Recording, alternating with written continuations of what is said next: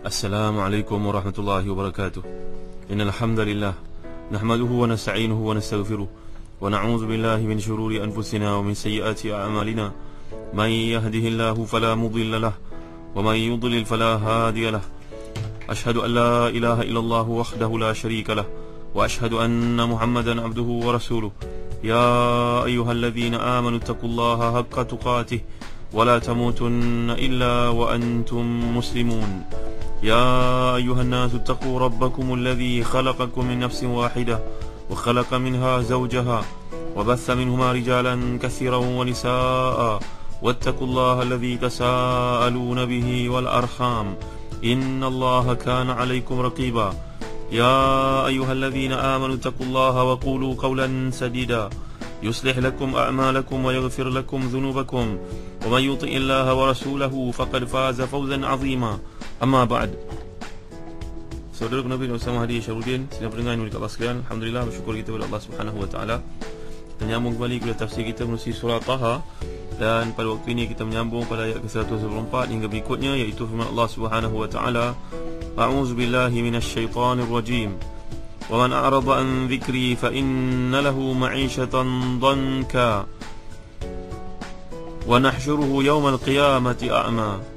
قال رب لما حشرتني أعمى وقد كنت بصيرا قال كذلك أتتك آياتنا فنسيتها وكذلك اليوم تنسى صدق الله العظيم. Dan barang siapa berpaling dari peringatanku, maka sungguh dia akan menjadi kehidupan yang sangat sempit, dan kami akan mengumpulkannya pada hari kiamat dalam keadaan buta. Dia berkata, Ya Rabbku, mengapa engkau himpunkan aku dalam keadaan buta, padahal dahulu aku dapat melihat? Allah SWT menjawab, demikianlah dahulu telah datang kepadamu ayat-ayat kami dan kamu mengabaikannya. Jadi begitu pula pada hari ini kamu diabaikan. Maksudnya tuan-tuan yang mulia sekalian, a'rada ni salah satu maksud dia, iaitulah menentang perintah Allah SWT dan apa yang diturunkan kepada Nabi Muhammad SAW. Dalam arti kata lain, melupakannya dan tidak mengambil petunjuk daripadanya, bahkan memilih petunjuk pandangan-pandangan yang lain selain daripada Allah SWT. Dahulu dalam hadis kita telah bincangkan, ada 3 manusia yang datang mendengar kuliah Nabi SAW. Yang pertama mendengar melihat Nabi sedang menyampaikan kuliah, bergegas dia pergi ke depan untuk duduk paling dekat dengan Nabi SAW, menghadap kepada Nabi, mengharapkan rahmat kepada Allah SWT dan keberkatan majlis ilmu. Sahabat yang kedua pula melihat Nabi SAW merasa malu untuk tampil ke hadapan, duduklah bersembunyi di belakang orang lain. Yang ketiga pula melihat, merasa malu untuk tampil, lalu dia pun berpaling pergi ke tempat lain, merasakan tidak perlu mendengar majlis ilmu. Lalu Nabi SAW telah pun menjelaskan kategori ketiga manusia ini. Yang pertama, menghadap Allah, datang kepada Allah, Allah pun gembira terhadapnya. Yang kedua, malu daripada Allah SWT, maka Allah malu daripadanya, terhadapnya. Yang ketiga pula, berpaling, maka Allah berpaling daripadanya.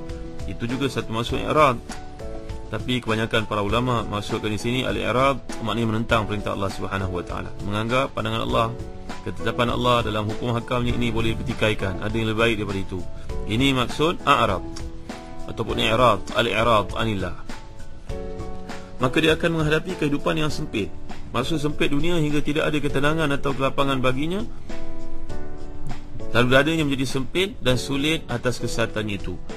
Meskipun pada lahirnya kadang-kadang dia hidup dalam kekayaan, dia ada memiliki pakaian yang mahal, tempat tinggal yang mewah, kehidupan yang serba-serbinya mudah, tapi dalam hatinya sempit, dalam hatinya tertekan, dalam hatinya menghadapi tidak ada tenang dalam dirinya. Dia selalu dilanda oleh keraguan dan kebimbangan. Ini juga termasuk dalam kesempitan hidup. Para pendengar yang dirahmati dan dikasihi Allah sekalian, ada banyak pandangan yang dikemukakan oleh para ulama tafsir. Ini adalah satu pandangan daripada Ibn Katsir, daripada Ibn Abbas radhiyallahu anhuma.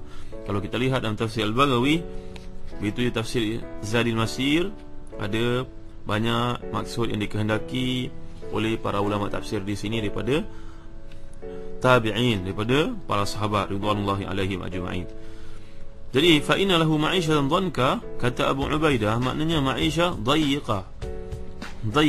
Dhanka ni adalah merujuk kepada dhayiqah, maknanya sempit. Dan perkataan dhank ini boleh disifatkan pada orang perempuan dan lelaki. Ini adalah satu keistimewaan perkataan dhank, maknanya merujuk kepada kehidupan, dan boleh merujuk kepada seorang lelaki ataupun perempuan yang gendernya lelaki atau perempuan tanpa perlu diubah baris belakangnya. Biasanya kalau bahasa Arab ni dia sebut hamid, rajulun hamidun, ataupun rajulun mahmudun. Tapi kalau perempuan biasa kita sebut mahmudah, ada tak marbuta. Tapi kalau perkataan dhank ini, dia sudah pun merujuk kepada lelaki dan perempuan, kerana ia adalah mubalaghah kepada kesempitan yang menimpa seseorang itu. Kata zajaj, dhank ini asalnya dalam bahasa Arab perkataan dhaiq dan juga syiddah. Kata Abu Ubaidah. Begitu juga kata zajaj. Tapi para ulama tafsir mengatakan bahawa perkataan dhanka ni merujuk kepada beberapa perkara. Iaitu yang pertama, di kalangan mereka mengatakan bahawa maksud dhanka ni adalah azab kubur. Ini merupakan satu riwayat daripada Abu Hurairah radhiyallahu anhu daripada Nabi sallallahu alaihi wasallam, kan Nabi pernah bersabda, atadruna ma al-ma'ishatul dhank. Nabi pernah bertanya kepada para sahabat, dan Abu Hurairah adalah seorang yang hadir dalam program tersebut.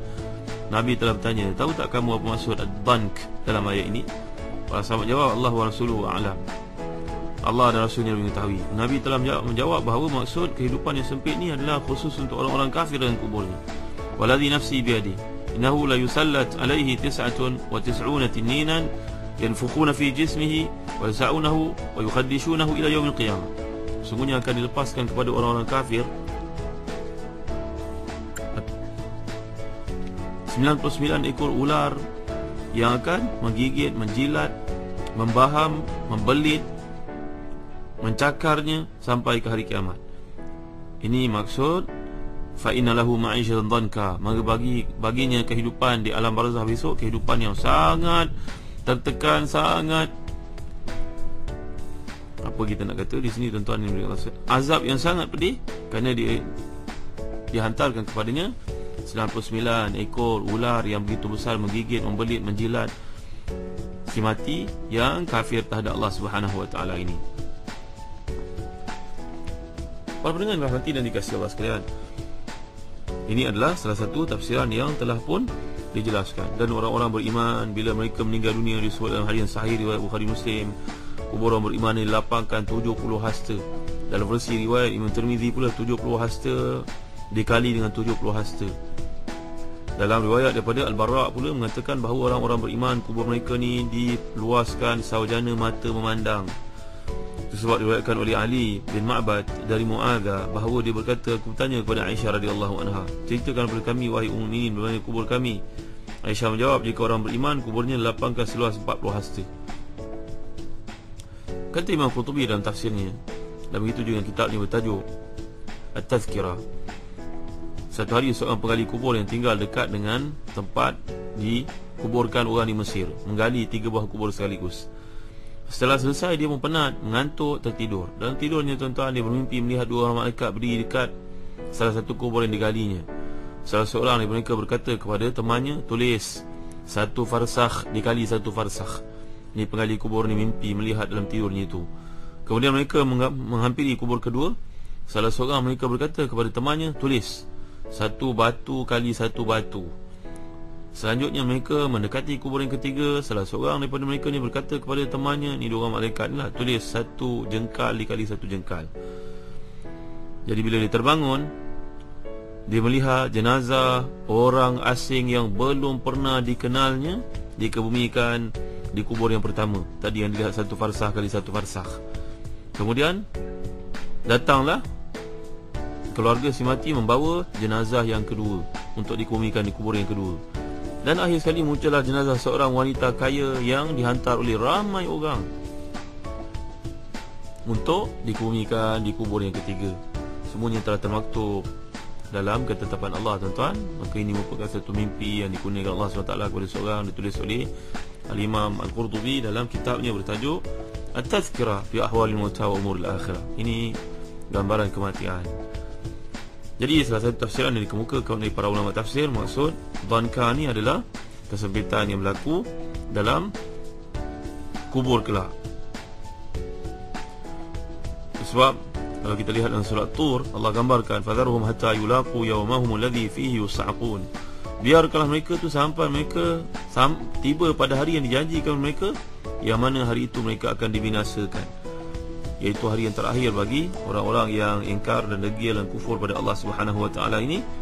Azab yang sedang menanti mereka diambil nyawanya dengan kejam oleh para malaikat, dipukul, lalu ketapan mereka untuk berada dalam kubur yang begitu sempit, dan diutuskan pula kepada mereka ni binatang-binatang yang menakutkan sebagai teman dalam kubur. Para pendengar yang dirahmati dan dikasihi Allah sekalian,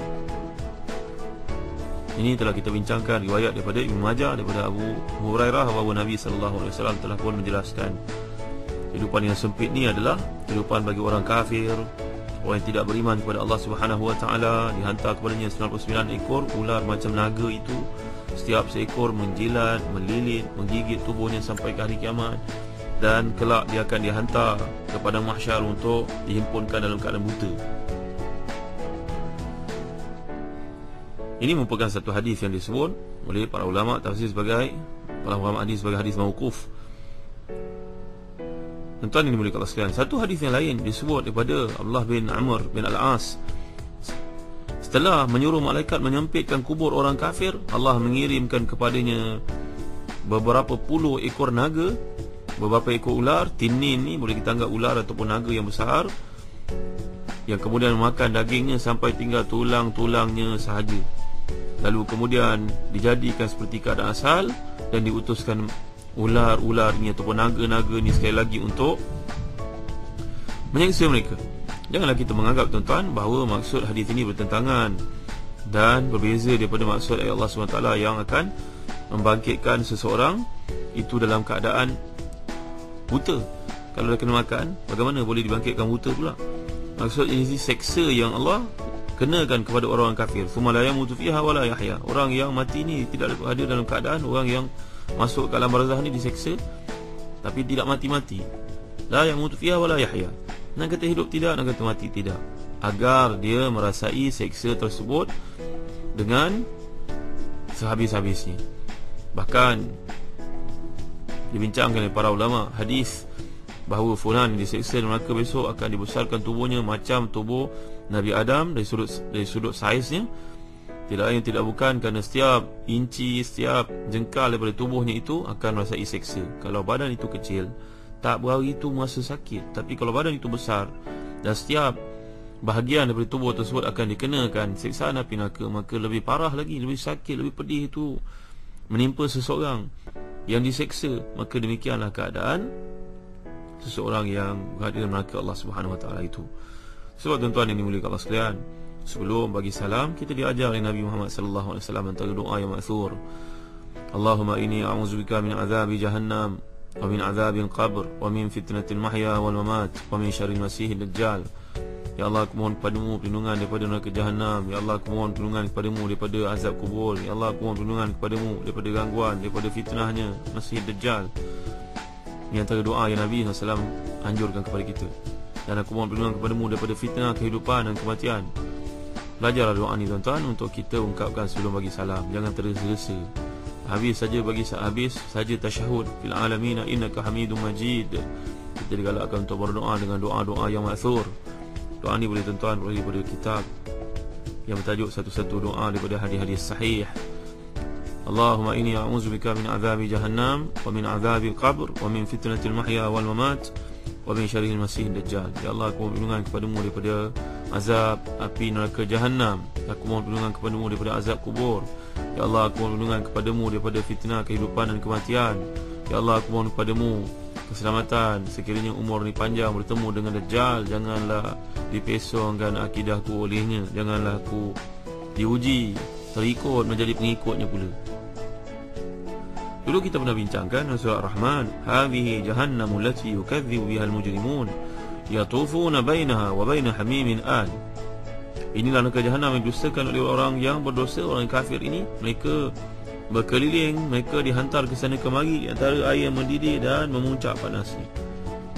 Baik, muslim-musliman yang dimuliakan Allah sekalian, ini salah satu tafsiran terhadap perkataan dhanka. Masih ada lagi pandangan-pandangan yang berbeza dikemukakan oleh para ulama tafsir.